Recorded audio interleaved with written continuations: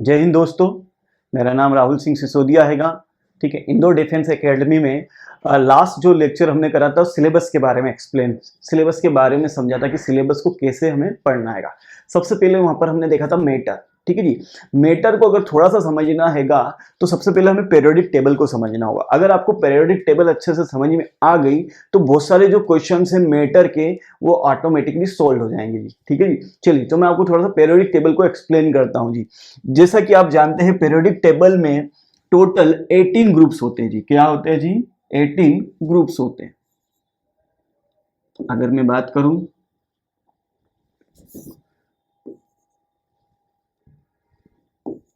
तो ग्रुप्स कितने होंगे जी? 18 ग्रुप्स होते हैं। ठीक है जी। अब ये जो 18 ग्रुप्स होते हैं 18 वर्टिकल लाइंस होती है जी बेटा जी, जिसमें अगर हम बात करें ये रहा ग्रुप नंबर 1, ग्रुप नंबर 2, ठीक है जी, फिर ग्रुप नंबर 3, ग्रुप नंबर 4, 5, 6, 12, 13, 14, 15, 16। ठीक है जी। यहां पर अगर हम बात करें ग्रुप नंबर 1 जो होती है वो एस ब्लॉक एलिमेंट कहलाते हैं। क्या कहलाते हैं जी? एस ब्लॉक एलिमेंट, है ना जी। अब एस ब्लॉक एलिमेंट कहलाते हैं। ठीक है भाई, क्यों?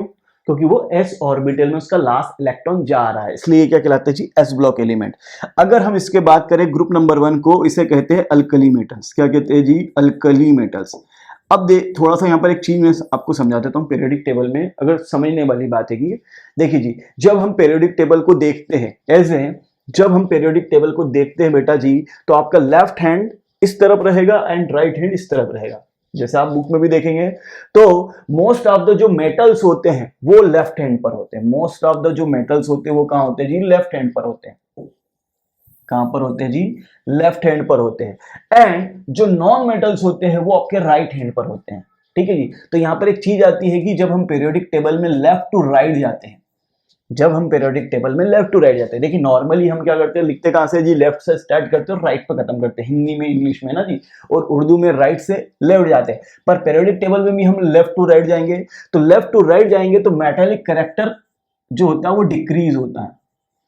मेटालिक कैरेक्टर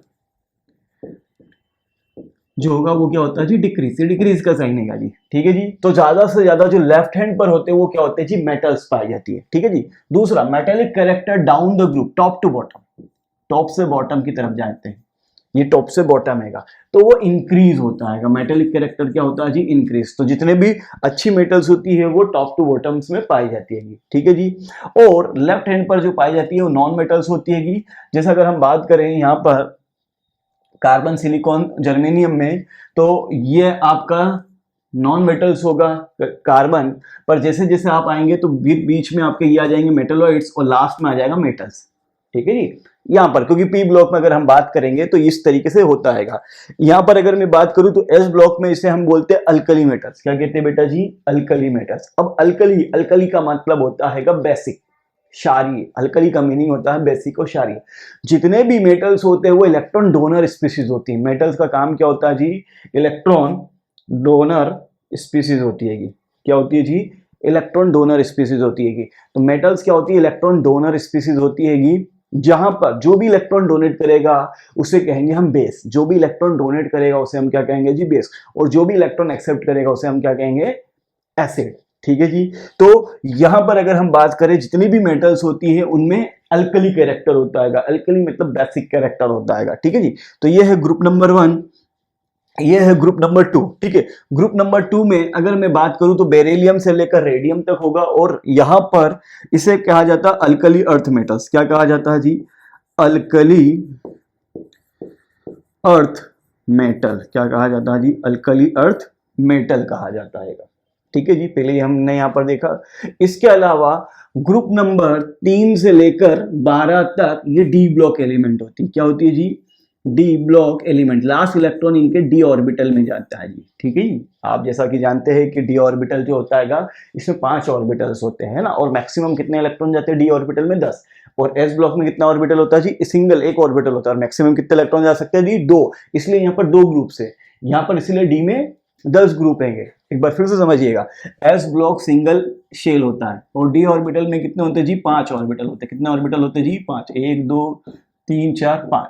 ठीक है जी। और इसमें मैक्सिमम कितने इलेक्ट्रॉन जा सकते हैं जी? 10 इलेक्ट्रॉन जा सकते हैं। एक शेल में 2 इलेक्ट्रॉन जाते हैं जी। ठीक है जी।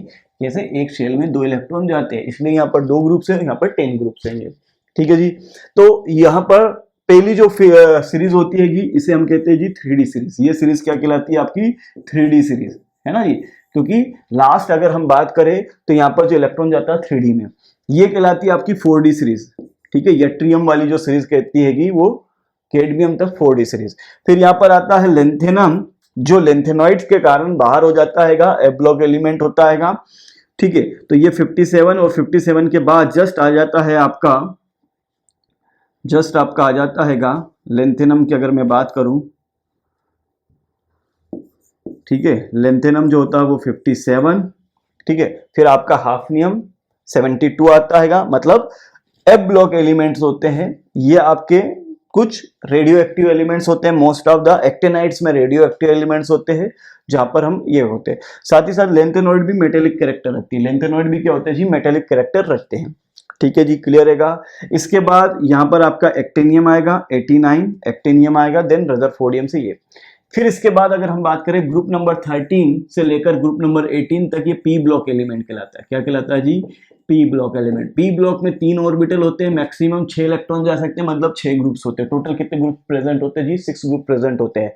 ठीक है, यहाँ पर ग्रुप नंबर 13 से लेकर 18 तक ये पाया जाता है। ठीक है जी, क्लियर रहेगा। अब यहाँ पर थोड़ा सा और भी चीजें अगर समझना है हमें, तो अगर हम बात करें यहां पर ग्रुप नंबर 1 के वैलेंस शेल में बेटा जी इलेक्ट्रॉन होता है 1। कितना इलेक्ट्रॉन होता है जी? 1 इलेक्ट्रॉन। आखिरी के जो वैलेंस शेल होता है 1 इलेक्ट्रॉन होता है। इट मींस ये एक बॉन्ड बनाता है। कितना बॉन्ड बनाता है जी? 1 बॉन्ड बनाता है। अगर मैं बात करूं तो ये कितना बॉन्ड बनाता है जी? 1 बॉन्ड बनाता है। और इसके वैलेंस शेल में कितने इलेक्ट्रॉन होते हैं जी? 1। इसके वैलेंस शेल में कितने इलेक्ट्रॉन होता है जी? 1 इलेक्ट्रॉन होता है। और ये 1 बॉन्ड बनाता है। क्या बनाता है जी? 1 बॉन्ड, सिंगल बॉन्ड बनाता है। ठीक है जी। इसे कैसे याद करते हैं जी? कई बार ट्रिक होती है कि हेलिना की रफ से फरियाद। Hydrogen, lithium, sodium, potassium, rubidium, caesium, francium. ठीक है जी। यहाँ पर सबसे पहले ये सारी मेटल्स है, अल्कली मेटल्स है और इजीली इलेक्ट्रॉन डोनेट कर देती है। फिर इसके बाद ग्रुप नंबर जो 2 होती है उसकी अगर हम बात करें, उसके वैलेंस शेल में 2 इलेक्ट्रॉन पाए जाते हैं। कितने इलेक्ट्रॉन पाए जाते हैं जी? 2। इट मीन्स ये 2 बॉन्ड बनाता है। क्या बनाता है जी? 2 बॉन्ड बनाता है। ठीक है जी। इसे क्या बोलते हैं? बेटा मांगे कार स्कूटर बाप राजी। बेटा मांगे कार स्कूटर बाप राजी, मतलब इट मींस बेरिलियम। ठीक है जी। आपका फिर आ जाएगा मैग्नीशियम, कैल्शियम, स्ट्रोंशियम, बेरियम और रेडियम। ठीक है जी।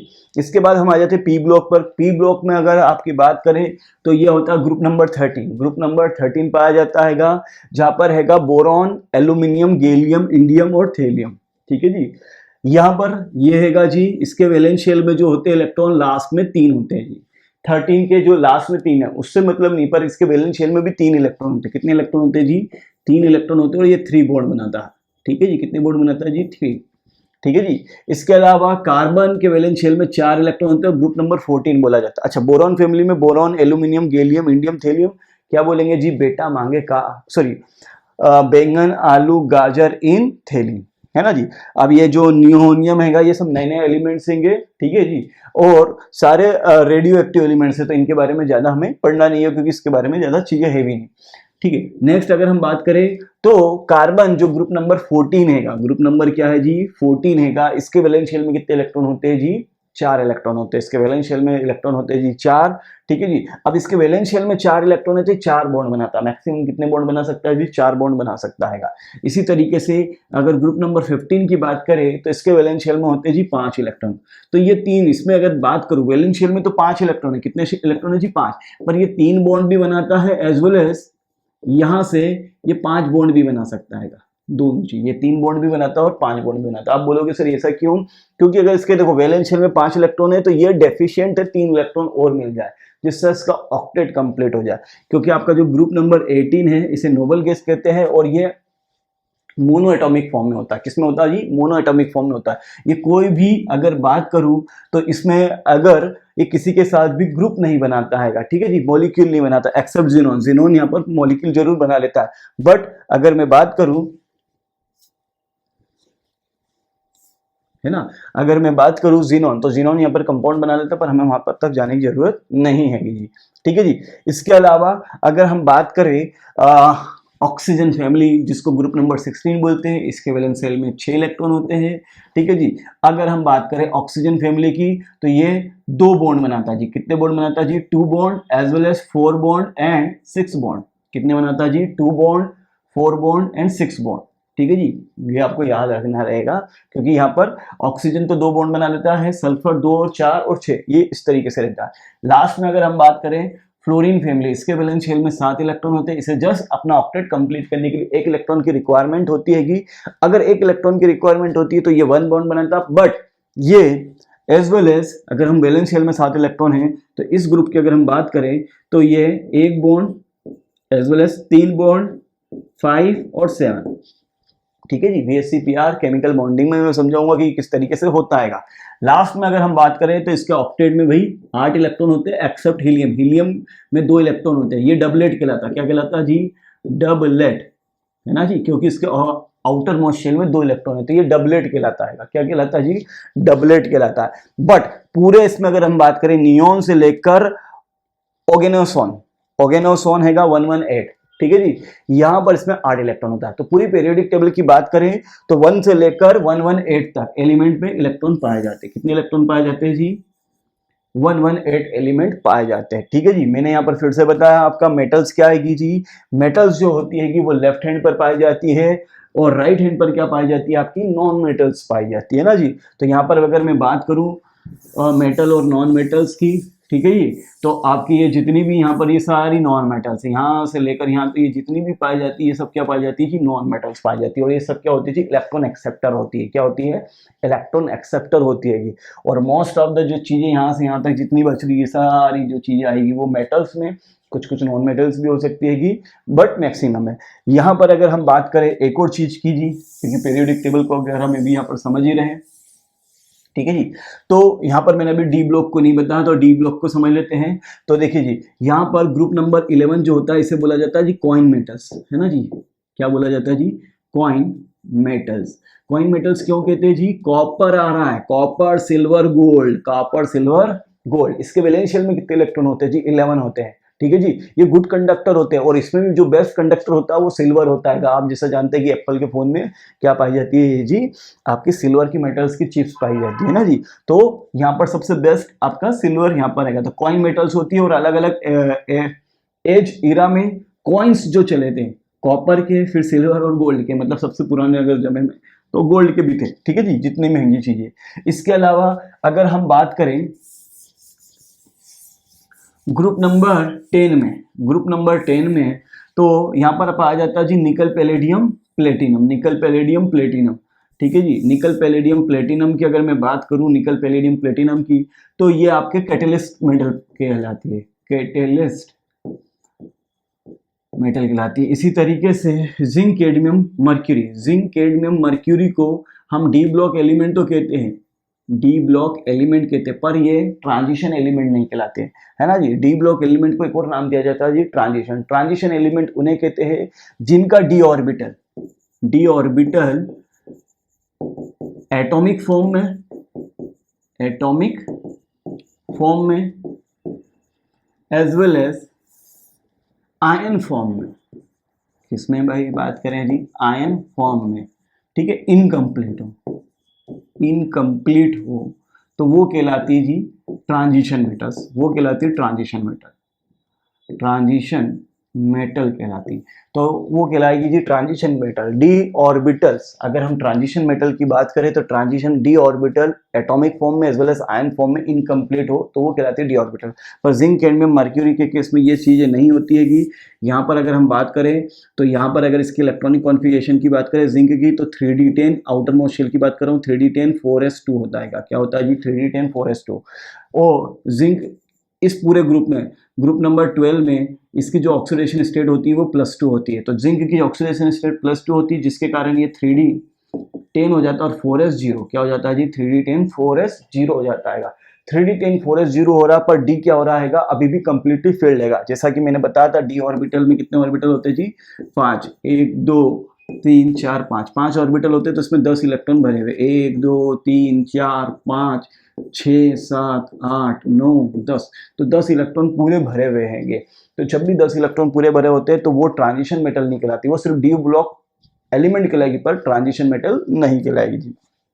ठीक है जी, क्लियर रहेगा। इसके अलावा ग्रुप नंबर अगर हम बात करें 8 में तो आयरन फैमिली हैगी। ठीक है, आयरन के नीचे क्या होगा जी, रुथेनियम और ऑस्मियम होगा। ठीक है जी, इसी तरीके से इससे हम क्या बोलते हैं जी, scandium, titanium, vanadium, chromium, manganese, iron, cobalt, nickel, copper, zinc. ठीक है, इसे कहते हैं yttrium, zirconium, niobium, molybdenum, technetium, ruthenium, rhodium, palladium, silver और कैडमियम। ठीक है जी, यहाँ पर इस तरीके से आपको ये याद रखना होगा। ठीक है, तो ये थी भाई बात मैटर की। ठीक है, तो मैटर कैसे होते हैं। अच्छा, एक और चीज है कि, तो ये तो हुआ जी एलिमेंट, ये पार्ट क्या हुआ जी, एलिमेंट का पार्ट हुआ। ठीक है जी, this is called a element part. ठीक है जी, तो ये आपका क्या कहलाएगा जी, एलिमेंट का पार्ट कहलाएगा। ठीक है जी, ये क्या कहलाएगा आपका, एलिमेंट का पार्ट कहलाएगा। और अगर हम बात करें मैटर की, ठीक है जी, तो मैटर जो होता है ना, वो दो एलिमेंट लाइक ए फॉर्म ए, अगर मैंने ले लिया मान लीजिए ए प्लस ए, तो वो क्या बन सकता है जी, A2, तो ये कहलाएगा आपका molecule. This is called molecule. ये क्या कहलाएगा आपका, मॉलिक्यूल कहलाएगा। This is called molecule. ये A2 फॉर्म में है। हो सकता है कोई A प्लस बी मिला और वो क्या बन गया जी, AB मॉलिक्यूल, तो ये डायटोमिक मॉलिक्यूल के कैटेगरी में आएंगे, दो मॉलिक्यूल के कैटेगरी में। हो सकता है जी कोई A प्लस बी प्लस सी आपस में मिले और क्या बन गया जी, ABC, तो ये ट्राइएटॉमिक मॉलिक्यूल कहलाएगा। हो सकता है जी ए प्लस 2B, दो मिल रहे हैं, तो ये कैसा मॉलिक्यूल बन जाएगा जी, AB2 टाइप का मॉलिक्यूल बन जाएगा। कैसा बन जाएगा जी, AB2 टाइप का। कोई A प्लस 5B मिल रहा है ना जी, मैं जस्ट एक एग्जांपल बता रहा हूँ, तो वो कैसा बनेगा जी, AB5 टाइप का मॉलिक्यूल बन जाएगा। तो इस टाइप से भी हो सकता है। और हो सकता है कि कोई 2A प्लस यहाँ पर B आ जाए, तो वो मॉलिक्यूल कैसा बनेगा जी, A2B टाइप का मॉलिक्यूल बन जाएगा। कैसा बन जाएगा जी, A2B टाइप का मॉलिक्यूल बनेगा। तो इस टाइप से हम इसको रेडॉक्स में और अच्छे से समझेंगे जी। ठीक है, चलिए आगे नेक्स्ट क्लासेस में मिलते हैं।